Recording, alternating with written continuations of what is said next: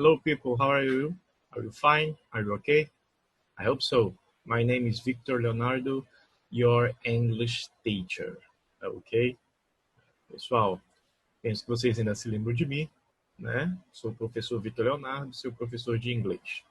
E agora a gente vai continuar, vamos prosseguir aqui na nossa lição, no nosso assunto online, acerca do Simple Past, passado simples, sem o to be, dando ênfase aos verbos irregulares. E por que os verbos irregulares? Porque você já viu na sua primeira avaliação os verbos regulares, ok? Você vai ver agora os verbos irregulares no passado. Claro que a gente vai fazer uma relação entre um e outro, tá bom? Então vamos lá. Vai ser apenas uma introdução nessa aula, depois a gente vai ver na segunda aula alguns exemplos um pouquinho mais práticos. Bom, é importante você entender que os verbos regulares, eles têm uma estrutura fixa, né? Uma estrutura fixa rígida. Já os verbos irregulares, eles não são tão fixos assim, né? Fixos. Você pode conseguir agrupar alguns verbos, né? Na forma verbos irregulares no passado, porém não todos se encaixam na mesma estrutura, na mesma terminação, tá? São dois tipos. É interessante que os verbos irregulares, eles são poucos, mas é necessário que você os memorize, tá joia? Então vamos lá. Vamos primeiramente, né, ver o que nós já vimos até aqui, né? Nós já vimos que os verbos regulares no passado simples possuem uma forma fixa, né? Com as terminações de, ed ou ied. Tá? Isso aqui eu estou passando rápido para nós apenas relembrarmos, para você relembrar. Tá? Então, por exemplo, você tem esses três verbos aqui que eu coloquei. Dance, love e work. Ok? O dance, ele tem, no passado, ele fica danced. Danced. Você repara o seguinte, eu só acrescentei o D, né? Ele é um verbo regular. Love, loved. Work, worked. Todos esses três verbos, eles terminam no passado da mesma forma. Dance vai ficar, né, dançar, vai ficar dançou. Amar vai ficar amou. Trabalhar vai ficar trabalhou. Então, eles têm a mesma estrutura, ok? Isso aqui você já viu na sua primeira avaliação. Mas os verbos irregulares, eles são um pouquinho diferentes. Mas antes da gente entrar neles, vamos lembrar também a forma de pergunta, tá? Quando eu faço uma pergunta no passado, em inglês, o verbo ele volta ao normal. Porque, olha só, aqui você tem o dance, né? Se eu falar, por exemplo, she danced yesterday, ok? She danced waltz yesterday. Ela dançou valsa ontem, né? She danced. Agora, se eu for fazer uma pergunta, o dance, por exemplo, aqui, ó. Did she dance yesterday at the club? Did she dance yesterday at the club? Você repara que o dance, ele voltou ao normal. Por quê? Porque bem aqui você já tem o did. O did, ele já dá a indicação que a pergunta, ela está no passado. Então, o verbo, ele volta ao normal. Tá bom? Did she dance yesterday at the club? E o próprio yesterday, ele já está servindo também para indicar que foi algo no passado. Tá bom? É uma palavra complementar aqui. Muito utilizado, né? Quando a gente quer falar no passado simples. Essa segunda frase eu coloquei aqui, eu não coloquei tradução, mas eu penso que você consegue entender, né? Did they study mathematics last week? Last week significa semana passada, tá? Então aqui, ó, did they study mathematics last week? Eles estudaram matemática semana passada? Repara, ó, o verbo study tá normal, né?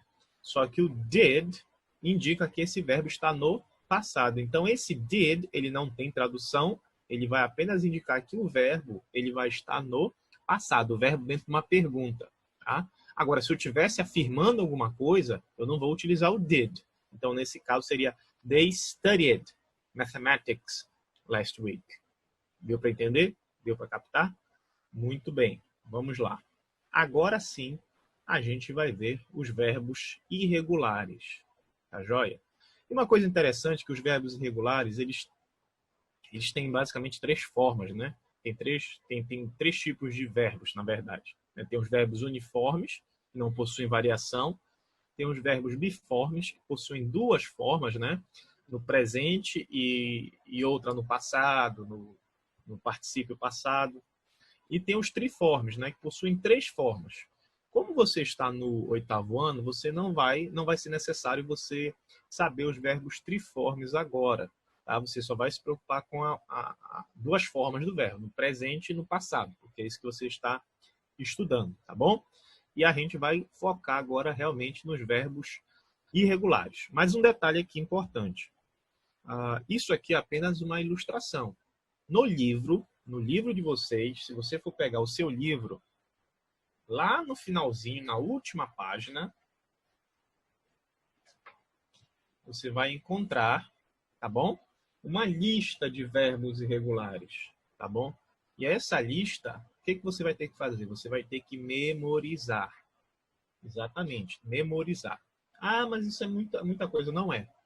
Claro, demora um pouquinho para você fazer isso, mas na feita que você vai memorizando, né, você vai ter mais facilidade de entender. Eles estão aqui no infinitivo, vai estar no passado simples e vai estar até na forma do ing, mas isso aqui não vai ser preciso agora, vai ser preciso só depois, tá bom?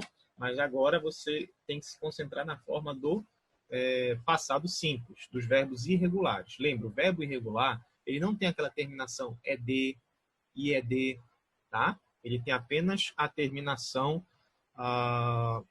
tem uma outra terminação, né? Irregular, como o próprio nome já diz.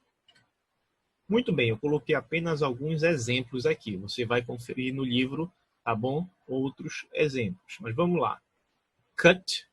Vamos treinar a pronúncia também? Repete aí. Cut, drink, eat, read, see and sleep. Ok? Você tem aí cut, drink, eat, read, see, sleep. Então, olha só. Isso aqui eu falei no presente, né? Agora, olha como fica no passado. Cut. Cut é um verbo uniforme, não muda. Drink. Drank. Então, repare que você tem aí, né, essa